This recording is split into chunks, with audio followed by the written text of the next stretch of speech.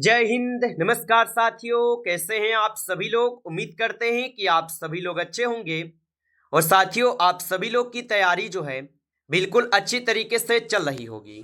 तो साथियों, आज की इस क्लास में हम सभी लोग जो है MPESB हॉस्पिटल असिस्टेंट एग्जाम 2026 के लिए टॉप ऐसे इंपोर्टेड और चुनिंदे क्वेश्चन को देखेंगे जो कि साथियों आपके 24 जून के एग्जाम के लिए जो है काफी ही इंपोर्टेंट है। तो आप इस क्लास को बिल्कुल अच्छी तरीके से लास्ट तक देखिएगा और इस क्लास में दिए जाने वाले इन सभी क्वेश्चनों को आप अच्छी तरीके से जरूर याद कर लीजिएगा, जिससे कि आप जो है अपने एग्जाम में सभी क्वेश्चन को आसानी तरीके से बना पाएंगे। तो चलिए क्लास को स्टार्ट करते हैं। उनसे पहले यदि आप इस चैनल पे पहली बार जुड़े हैं तो आप इस चैनल को सब्सक्राइब कर लीजिए और सब्सक्राइब करके ऑल नोटिफिकेशन को ऑल पे दबा के जुड़ जाइए, जिससे कि जब भी कोई नई क्लास हो सबसे पहले क्लास का नोटिफिकेशन आपके पास जो है पहुंच सके। तो आप इस चैनल को सब्सक्राइब कर लीजिए, साथ ही साथ आप जो है इस क्लास को भी लाइक जरूर कर लीजिएगा। तो चलिए क्लास को स्टार्ट करते हैं और देखिएगा क्वेश्चन क्या पूछा है। क्वेश्चन पूछा है कि गोपियों ने उद्धव के व्यवहार की तुलना जो है ये किससे की है। चलिए बताएंगे। ये सभी क्वेश्चन काफी इंपोर्टेंट और चुनिंदे क्वेश्चन है जो कि आपके एग्जाम में 100% आपको ये सभी क्वेश्चन पूछे जाएंगे और बताएंगे कि गोपियों ने उद्धव के व्यवहार की तुलना किससे की है।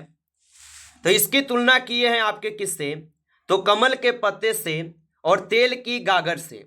इन दोनों से किए हुए हैं। ऑप्शन यहां पे आप सी करेंगे, दोनों से हो जाएंगे। चलिए अगला प्रश्न देखेंगे और प्रश्न यहां पे आपसे पूछा है और प्रश्न क्या पूछा है आपसे कि गोपियों के अनुसार सच्चा राज्य धर्म क्या होना चाहिए। तो गोपियों के अनुसार सच्चा राज्य धर्म क्या होना चाहिए, तो आप बताएंगे प्रजा की रक्षा करना। ऑप्शन यहां पे बी हो जाएंगे सही जवाब, प्रजा की रक्षा करना। चलिए अगला प्रश्न देखेंगे और 3 नंबर क्वेश्चन है कि सूरदास के पदों की मूल भाषा कौन सी है। तो सूरदास के पदों की मूल भाषा कौन सी है, तो सूरदास के पदों की मूल भाषा जो है यहां पे वज्र भाषा है। ऑप्शन बी कीजिएगा, वज्र भाषा है। आगे देखिए अगला प्रश्न यहां पे है कि राम लक्ष्मण परशुराम संवाद रामचरितमानस के किस कांड से जो है ना लिया गया है। तो राम लक्ष्मण परशुराम संवाद रामचरितमानस के किस कांड से लिए गए हैं, तो ये लिए गए हैं आपके बाल कांड से। ऑप्शन बी सही जवाब है, बाल कांड से। आगे देखिए अगला प्रश्न यहां पे है कि परशुराम को क्रोध क्यों आया था। चलिए बताएंगे आप कि परशुराम को क्रोध क्यों आया था। तो आप बताएंगे कि परशुराम को क्रोध आए थे किस लिए, तो शिव धनुष टूटने पे। ऑप्शन ए यहां पे सही जवाब होगा, याद रखेंगे। चलिए अगला प्रश्न देखेंगे 6 नंबर कि परशुराम ने सूर्यवंश का कलंक किसे जो है ना कहा है। तो परशुराम ने सूर्यवंश का कलंक किसे कहा है, तो ये कहे हुए हैं लक्ष्मण को। ऑप्शन बी सही जवाब है, लक्ष्मण को कहे गए हैं। चलिए अगला प्रश्न यहां पे है कि कवि देव किस काल के प्रमुख कवि माने जाते हैं। तो कवि देव किस काल के प्रमुख कवि माने जाते हैं, तो ये माने जाते हैं रीति काल के। ऑप्शन सी हो जाएगा सही जवाब, रीति काल के माने जाते हैं। चलिए अगला प्रश्न देखेंगे और प्रश्न पूछा है 8 नंबर कि कवि देव ने श्री वज्र दूल्हा शब्द का प्रयोग किसके लिए किया है। तो कवि देव ने श्री वज्र दूल्हा शब्द का प्रयोग किसके लिए किया है, तो ये किए हुए हैं कृष्ण के लिए। ऑप्शन बी होगा, कृष्ण के लिए। अगला प्रश्न यहां पे है कि आत्मकथ्य कविता में जयशंकर प्रसाद ने अपने जीवन की तुलना किससे की है। तो आत्मकथ्य कविता में जयशंकर प्रसाद ने अपने जीवन की तुलना किससे की है, तो ये किए हुए हैं आपके मुरझाकर गिरती पतियों से। ऑप्शन ए सही जवाब है, मुरझाकर गिरती पतियों से किए हैं। अगला प्रश्न देखेंगे और 10th नंबर क्वेश्चन है कि कवि जयशंकर प्रसाद अपनी आत्मकथा लिखने से क्यों बचना चाहते थे। चलिए बताएंगे। तो कवि जयशंकर प्रसाद अपनी आत्मकथा लिखने से क्यों बचना चाहते थे, तो ये बचना चाहते थे आपके किस लिए, तो अपने साधारण जीवन की दुर्बलताओं को छिपाने के लिए। ऑप्शन यहां पे बी हो जाएंगे सही जवाब। चलिए अगला प्रश्न देखेंगे और 11th क्वेश्चन है कि उत्साह कविता किस प्रकार का प्रतीक है। तो उत्साह कविता किस प्रकार का गीत होगा। तो ये हो जाएंगे आप सभी लोग का आह्वान गीत। ऑप्शन यहां पे बी सही जवाब है, आह्वान गीत होगा। चलिए अगला प्रश्न देखेंगे 12th क्वेश्चन है कि कवि निराला ने बादलों की तुलना जो है ना किससे की है। चलिए बताएंगे। तो कवि निराला ने बादलों की तुलना किससे की है। तो कवि निराला ने बादलों की जो तुलना किए हैं ये काले घुंघराले बालों से किए हुए हैं। ऑप्शन यहां पे जो है ए सही जवाब है, काले घुंघराले बालों से किए हैं। अगला प्रश्न यहां पे है कि अट नहीं रही है कविता में किस महीने की प्राकृतिक छठा का वर्णन है। चलिए बताएंगे आप। तो अट नहीं रही है कविता में किस महीने की प्राकृतिक छठा का उदाहरण है। तो ये हो जाएंगे आप सभी लोग का फाल्गुन के। ऑप्शन ए सही जवाब है। चलिए अगला प्रश्न देखिएगा 14 क्वेश्चन है कि नागार्जुन का मूल नाम क्या था। तो याद रखेंगे आप कि नागार्जुन का मूल नाम क्या था। तो नागार्जुन का मूल नाम यहां पे वैद्यनाथ मिश्र होगा। ऑप्शन ए सही जवाब है, वैद्यनाथ मिश्र होगा। चलिए अगला प्रश्न यहां पे है और 15 क्वेश्चन है कि यह दंतुरित मुस्कान कविता में कवि किसे देखकर जो है ना मुग्ध है। तो यह दंतुरित मुस्कान कविता में कवि किसे देखकर मुग्ध है। तो ये हो जाएंगे आपके छोटे बच्चों को। ऑप्शन यहां पे बी सही जवाब है। आगे देखिए अगला प्रश्न यहां पे पूछा है 60 नंबर कि फसल कविता के अनुसार फसल किसका जो है ना जादू है। चलिए बताएंगे आप। और आप अभी तक इस क्लास को लाइक नहीं किए हैं तो आप इस क्लास को एक बार लाइक कर लीजिएगा। नए होंगे आप चैनल पे तो चैनल को भी सब्सक्राइब करके ऑल नोटिफिकेशन को ऑल पे दबा के जुड़ जाइए, जिससे कि जब भी कोई नई क्लास हो सबसे पहले क्लास का नोटिफिकेशन आपके पास जो है पहुंच सके। तो आप इस चैनल को सब्सक्राइब कर लीजिएगा। और बताएंगे कि फसल कविता के अनुसार फसल किसका जादू है। तो ये जादू है आपके नदियों के पानी का, किसानों के श्रम का और मिट्टी के गुण धर्म का। ऑप्शन यहां पे डी हो जाएंगे, उपयुक्त में से सभी का होगा। आगे देखिए अगला प्रश्न यहां पे 70 नंबर है कि गोपियों ने अपने मन को जो है ना कैसे बताया है। तो गोपियों ने अपने मन को कैसे बताया है। तो गोपियों ने अपने मन को बताए हुए हैं आपके स्थिर के द्वारा। ऑप्शन यहां पे बी सही जवाब है, स्थिर के द्वारा। आगे देखिए अगला प्रश्न यहां पे 90 नंबर है कि कवि देव के अनुसार वसंत को किसके रूप में जो है चित्रित किया गया है। तो कवि देव के अनुसार वसंत को किसके रूप में चित्रित किया गया है। तो ये किए गए हैं आपके एक बालक के रूप में।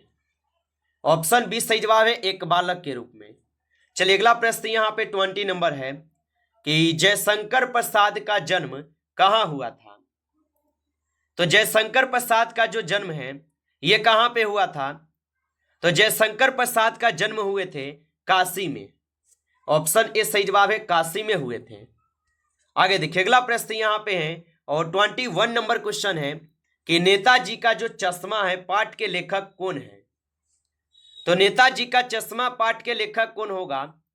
तो नेताजी के चश्मा पाठ के लेखक हो जाएंगे स्वयं प्रकाश। ऑप्शन यहां पे जो है ना ए सही जवाब है। चलिए अगला प्रश्न देखेंगे कि हालदार साहब हर 15वें दिन कस्बे से क्यों गुजरते थे। तो हालदार साहब हर 15वें दिन कस्बे से क्यों गुजरते थे। तो आप बताएंगे कंपनी के काम के सिलसिले में। ऑप्शन यहां पे बी हो जाएंगे सही जवाब, कंपनी के काम के सिलसिले में होगा। अगला प्रश्न देखेंगे कि चौराहों पर लगी नेताजी की मूर्ति किस चीज से बनी थी। तो चौराहों पर लगी नेताजी की मूर्ति किस चीज से बनी थी। तो ये बने हुए थे आपके किससे। तो आप बताएंगे ये आपके संगमरमर से बने हैं। ऑप्शन ए सही जवाब है, संगमरमर से। अगला प्रश्न यहां पे है कि नेताजी की मूर्ति पर असली चश्मा कौन लगाता था। तो नेताजी की मूर्ति पर असली चश्मा कौन लगाता था। तो याद रखेंगे यहां पे कैप्टन चश्मे वाला होगा। ऑप्शन सी सही जवाब है, कैप्टन चश्मे वाला। चलिए अगला प्रश्न देखेंगे कि बाल गोविंद भगत साहित्य की किस विधा की रचना है? तो बाल गोविंद भगत साहित्य की किस विधा की रचना है? तो ये हो जाएंगे रेखा चित्र के। ऑप्शन यहाँ पे सही जवाब है रेखा चित्र के। चलिए अगला प्रश्न यहाँ पे 26 है कि बाल गोविंद भगत जो है ना किसे अपना साहब मानते थे? तो बाल गोविंद भगत किसे अपना साहब मानते थे? तो ये अपना साहब किसे मानते थे? तो आप बताएंगे ये मानते थे कबीर को। ऑप्शन ए सही जवाब है कबीर को।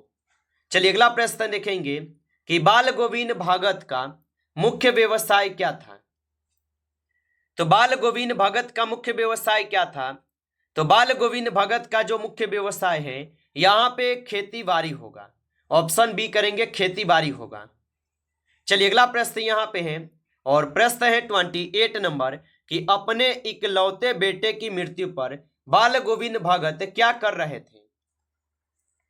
तो अपने इकलौते बेटे की मृत्यु पर बाल गोविंद भगत क्या कर रहे थे? तो याद रखेंगे गीता गा रहे थे। ऑप्शन यहाँ पे बी सही जवाब होगा, गीता गा रहे थे, सॉरी गीत गा रहे थे। चलिए अगला प्रश्न देखेंगे और प्रश्न 29 रहेंगे कि लखनवी अंदाज पाठ के लेखक का यहाँ पे नाम है। तो लखनवी अंदाज पाठ के लेखक का क्या नाम है? तो इस पाठ के लेखक का नाम होगा यहाँ पे यशपाल। ऑप्शन बी सही जवाब है, यशपाल होगा। चलिए अगला प्रश्न देखेंगे और प्रश्न पूछा है कि नवाब साहब ने ट्रेन के किस दर्जे का टिकट जो है ना लिया था? तो नवाब साहब ने ट्रेन के किस दर्जे का टिकट लिया था? तो याद रखेंगे ये लिए हुए थे आपके सेकेंड क्लासेस के। ऑप्शन बी सही जवाब है, सेकेंड क्लास के। अगला प्रश्न यहाँ पे है कि नवाब साहब ने खीरे की फांकों के साथ क्या किया था? तो नवाब साहब ने खीरे की फांकों के साथ क्या किया? तो आप बताएंगे खिड़की से बाहर फेंक दिया। ऑप्शन यहाँ पे बी सही जवाब होगा। चलिए अगला प्रश्न देखेंगे कि एक कहानी यह भी किस लेखिका की आत्मकथात्मक रचना है? तो एक कहानी यह भी किस लेखिका की आत्मकथात्मक रचना है? तो ये रचनाएं हो जाएंगे मन्नू भंडारी के। ऑप्शन सी सही जवाब है, मन्नू भंडारी के।